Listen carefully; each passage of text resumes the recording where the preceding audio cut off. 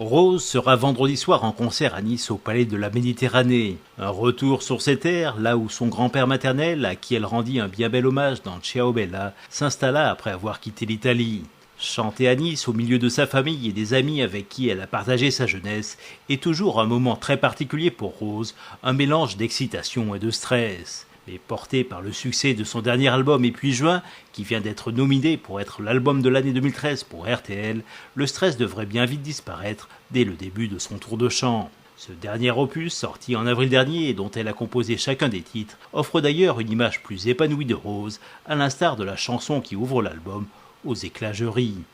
Comme toujours, la chanteuse niçoise se raconte dans ses chansons, et si elle est encore parfois tourmentée et angoissée, comme dans Je me manque, elle sait donner le change même lors des ruptures, et a surtout acquis une grande sérénité, notamment depuis la naissance de son fils Solal, qui a changé sa vie, comme elle le raconte dans Et puis juin. Rose, qui a désormais les pieds dans le bonheur, est toujours guidée par l'amour, véritable moteur de sa vie avec ses hauts et ses bas.